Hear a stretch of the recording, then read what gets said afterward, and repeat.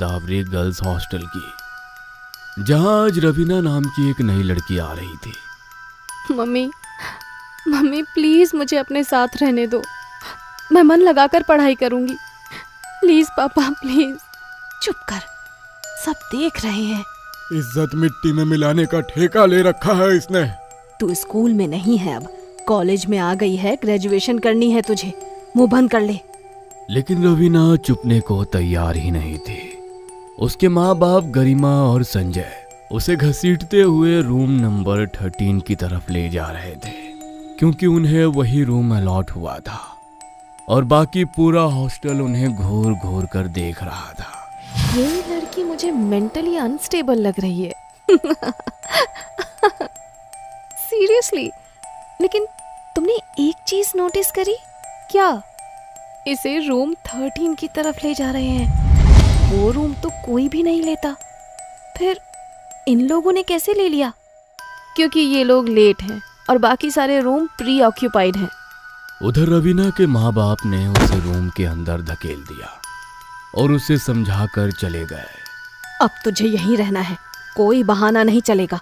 चुपचाप पढ़ाई करना, हमें कोई शिकायत नहीं मिलनी चाहिए। रवीना कुछ बोल नहीं सकी।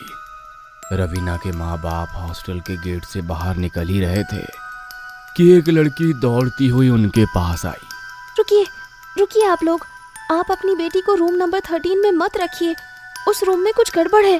चुप करो लड़की, हम कोई अंधविश्वासी नहीं है। और वैसे भी हमारे पास ऑप्शन ही क्या है, बाकी सारे रूम फुल है। और तुम हो कौन हमें बताने वाली? मैंने उस रूम के बारे में बहुत कुछ सुना है। गरिमा और संजय ने एक दूसरे को देखा, फिर बिना कुछ कहे आगे बढ़ गए।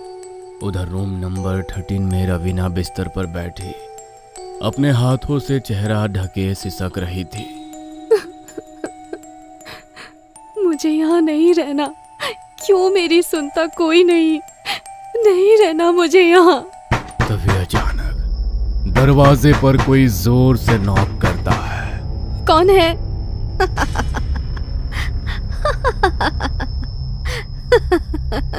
अरे खोल ना दरवाजा सिसकती रानी। शायद डर के मारे रो रही है। चल भाग चले। रवीना ने दरवाजा खोला, लेकिन सामने कोई नहीं था। तभी पीछे से आवाज आई। ओए बच्ची, पहली रात है तेरी। रैगिंग तो बनती है। चल नाच कर दिखा। प्लीज प्लीज, मैं पहले ही बहुत परेशान हूँ, मुझे अकेला छोड़ दीजिए प्लीज। पर रवीना भागकर कमरे में घुस गई और कांपती हुई अपने बिस्तर पर लेट गई। वो दोनों देर रात तक उसका दरवाजा पीटती रही और फिर चली गई। आधी रात बीत चुकी थी, बाहर खामोशी थी। रवीना की आंख खुल गई और वो फिर से रोने लगी। मम्मी मम्मी, कोई मुझे क्यों नहीं समझता। कमरे में किसी और के रोने की आवाज आने लगी।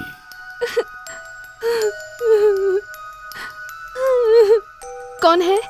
फिर से तुम लोग? प्लीज चले जाओ। आवाज एकदम से बढ़ गई। रवीना के कान फटने लगे और अचानक बंद हो गई।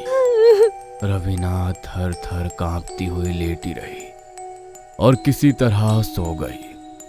अगली सुबह कॉमन एरिया में रवीना धीरे धीरे चल रही थी जब संजना ने उसे रोका।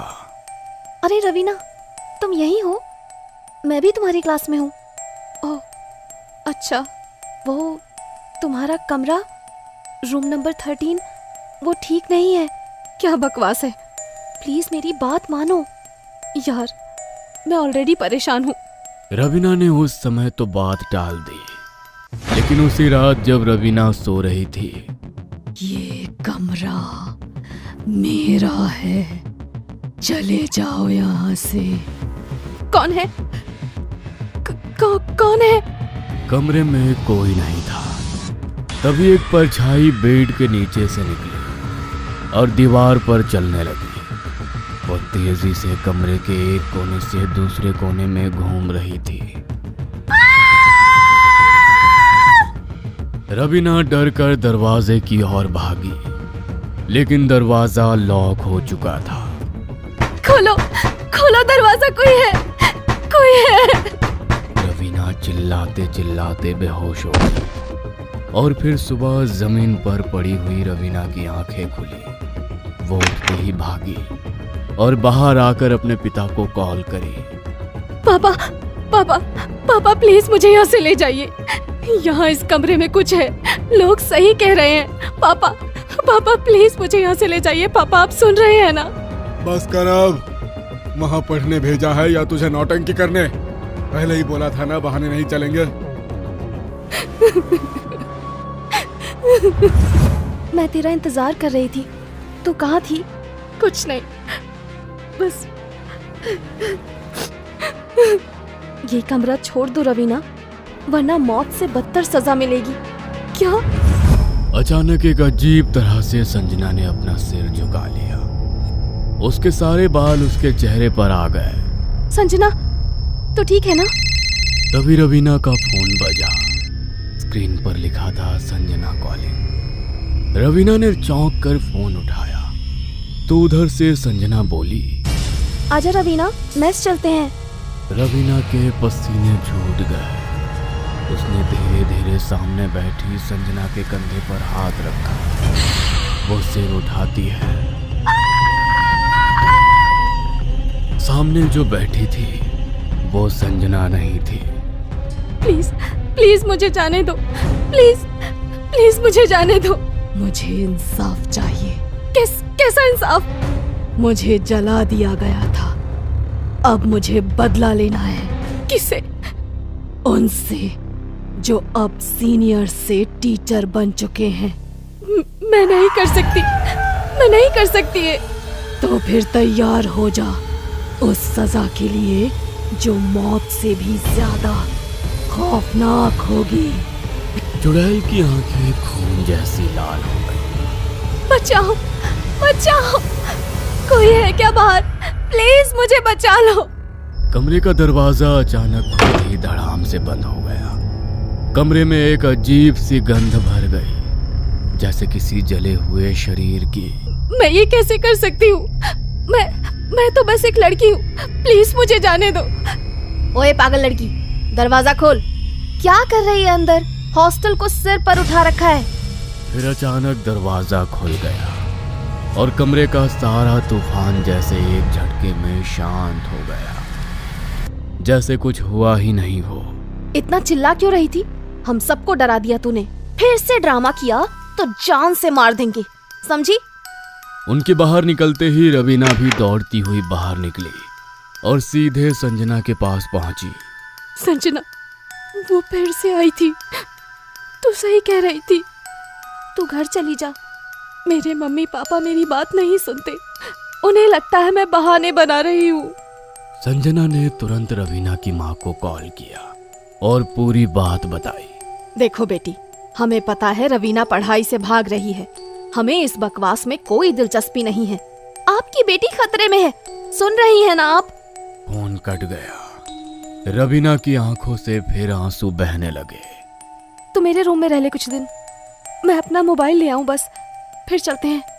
रवीना जैसे ही अपने कमरे में मोबाइल लेने पहुंची, उसकी चीख निकल गई। वही जली हुई औरत। क्या हुआ रवीना? जैसे ही संजना कमरे में दाखिल हुई, दरवाजा खुद ब खुद जोर की आवाज के साथ बंद हो गया। पूरे कमरे में अंधेरा फैल गया। हमें छोड़ दो, हमें जाने दो। हम आज के बाद इस रूम में नहीं आएंगे, हमें जाने दो। लेकिन चुड़ैल एक झटके में संजना के पास पहुंची, उसे गर्दन से पकड़ा और एक झटके में उसकी गर्दन तोड़ दी। तुझे उन सीनियर से बदला लेना था। तूने मेरी दोस्त को क्यों मारा? मैं तो सबको मारूंगी, पूरे कॉलेज को। किसी ने मेरी मदद नहीं की थी। उसका ये पागलपन देखकर रवीना एक कोने में बैठ गई और अपने मोबाइल पर इस बारे में सर्च करने लगी। Godavari girls hostel, room number 13। उसकी आंखें फैल गई। शकुंतला एक मानसिक रूप से अस्थिर छात्रा जिसने एक सीनियर लड़के से प्रेम किया। जब उसे रिजेक्ट किया गया, उसने सीनियर लड़के को कमरे में बुलाकर आग लगा दी, पर खुद जलकर मर गई और लड़का बच गया। तुम्हें किसी ने नहीं जलाया, तुमने खुद ये किया था। ये सब तुम्हारी गलती थी। नहीं, वो मुझे बचा सकता था, लेकिन उसने नहीं बचाया। अब सब मरेंगे। रवीना को कुछ समझ नहीं आ रहा था। उसने देखा खिड़की थोड़ी खुली हुई है और खिड़की से छलांग लगा दी। जमीन पर गिरते ही उसकी हड्डियां चटक गईं। आंखों के सामने अंधेरा छा गया। जब होश आया, उसे लगा जैसे उसे स्ट्रेचर पर ऑपरेशन थिएटर में ले जाया जा रहा हो। सामने उसे ऑपरेशन थिएटर दिखा, जिसका नंबर भी 13 था। रवीना की आंखें फिर बंद हो गई, लेकिन जब दोबारा खुली, वो फिर से उसी हॉस्टल के रूम नंबर 13 में थी। नहीं नहीं नहीं, ये कैसे हो सकता है? संजना की लाश वहीं पड़ी थी। अब उसमें से तेज बदबू आ रही थी। रवीना ने मोबाइल उठाया और देखा 1 हफ्ता बीत चुका था। मैं 1 हफ्ते से यहाँ पड़ी हूँ। नहीं नहीं, निकालो मुझे, निकालो। कोई है क्या? कोई तो खोलो ये दरवाजा। आखिरकार एक दिन बाद दरवाजा खुला। बाहर खड़े थे काजल, पूनम और हॉस्टल गार्ड। अरे ये क्या हाल बना रखा है? पगला गई है क्या पूरी? तूने संजना को मार डाला। उसने काजल को नीचे गिराया और लातों से मारने लगी। पूनम चीखने लगी। तुम सब इसके जिम्मेदार हो, सब। उसने दरवाजा जोर से बंद कर लिया और तभी वही डरावनी चुड़ैल फिर से सामने आई। अब मेरी बारी है। उसने पहले पूनम को गला दबाकर मारा, फिर गार्ड को दीवार से टकराकर उसकी गर्दन तोड़ दी। काजल की आंखों में उंगलियां घुसा दी और जब तीनों मरे, चुड़ैल ने रवीना की ओर देखा। तू अब मेरी है, लेकिन तू जिंदा रहेगी, क्योंकि अब तुझे ही मेरी कहानी आगे बढ़ानी है। कहते हैं